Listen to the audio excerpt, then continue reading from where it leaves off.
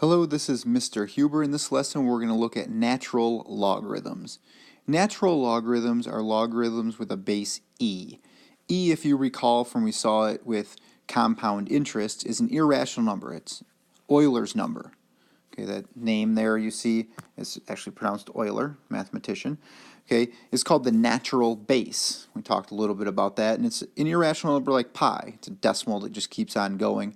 And so here, when we have log base e, it is called the natural logarithm. Okay, log with the base e.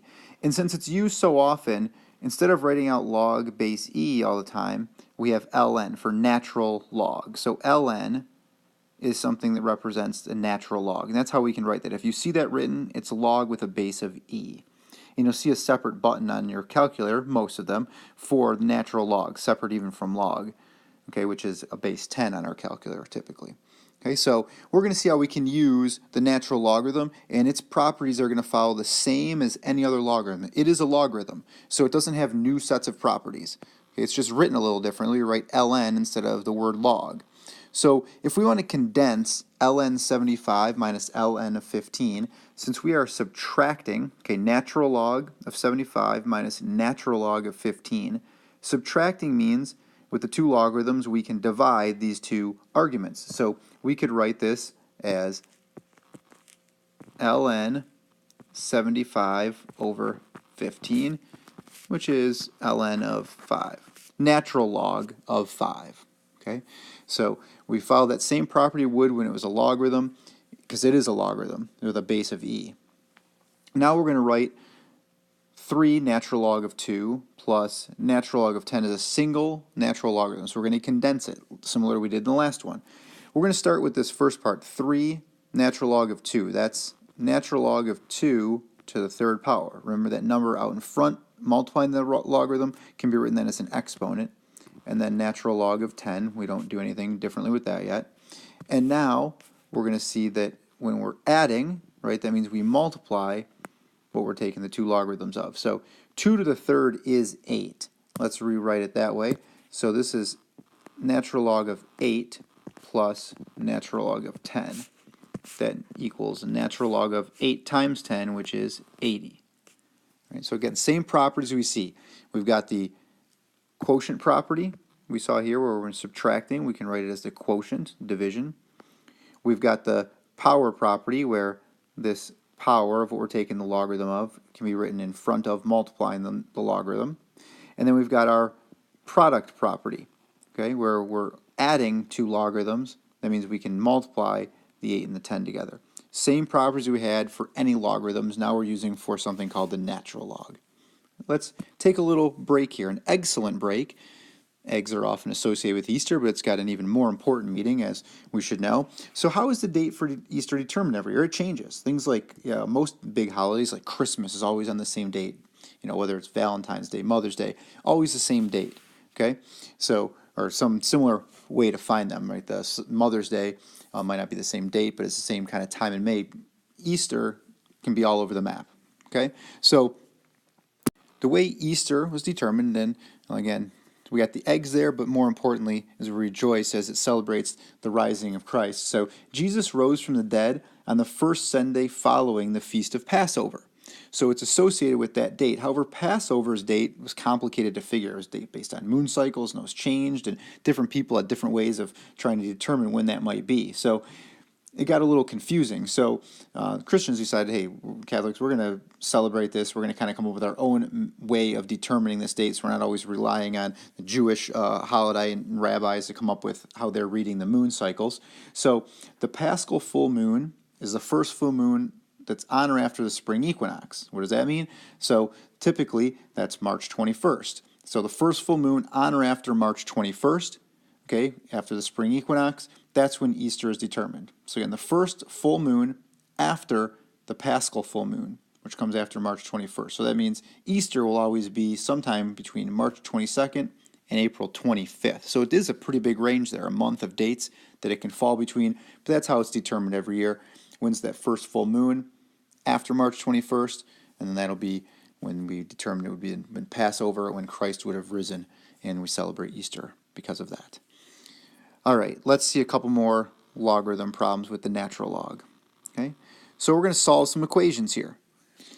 Number 3 here, we've got natural log of x minus 3 equals 4. So if you recall, one of the ways we can work with logarithms is that they're inverses of exponential equations. So we can rewrite them as exponentials. Okay?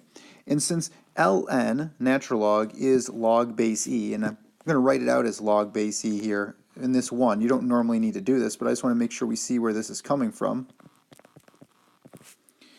Right? We can take that base of the logarithm, e. It's the base of our exponential to the 4th power equals x minus 3. Right? And so now we can add 3 to both sides. So we're going to add 3. Add 3. And we'll have e to the 4th power plus 3 equals x. And you should be familiar now with where that button is for e on your calculator. You've used it a little bit before. If not, again, you want to find that and do e to the 4th power. And then you're going to add 3.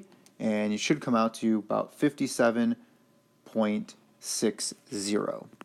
Okay, 57.60. It's 57.59815, and it keeps going. So we'll round it off here to a couple decimal places. Right. So in the second example, we first need to take care of that 2 that's in front of the natural log. So that's going to be the natural log of 4x squared equals 10. So we're in natural log is a log base e. So we can write this as e to the 10th equals 4x squared. That whole 4x is being squared, so we're going to have to square root both sides of that to cancel that out. So we're going to have square root of e to the 10th equals 4x. So we're going to figure out what the e to the 10th is, square root it, and then we need to divide by 4. Okay?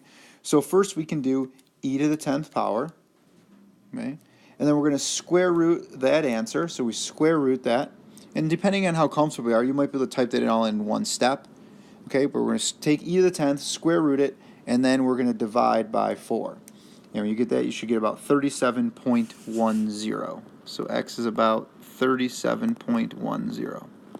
Again, make sure that you're getting these answers on your calculator as well. So if you're not typing things in correctly, we can get those issues sorted out. You can let me know where I can help you in terms of writing these out and then using the calculator properly. All right, let's see another couple examples here. E to the 2x equals 13. So now we can write this as a natural log. So we use the e, which is the base of the exponent, to be the base of our logarithm. So when we have a base e for our logarithm, that's the natural log of 13 equals 2x. We divide both sides by 2. And so now when you go to use a calculator, you don't want to use log 13, use natural log of 13. So you're going to take natural log of 13, and then you're going to divide that by 2, and x in this case comes out to about 1.28. In our last example here, e to the x plus 3 minus 19. The first thing we need to do is get that 19 away from that exponential part of our equation. Equals 59. Okay, and so now I can write this as natural log of 59, because it's log base e, equals x plus 3. And now I'm going to want to subtract 3 on both sides. And so I'm going to get the natural log of 59. Okay, you're going to have to figure out whatever that is and then minus 3. So don't do natural log of 56. Okay, we have to do the natural log part first, then subtract the 3. So I do the natural log of 59, then subtract 3, and this is going to come out to x is about 1.08.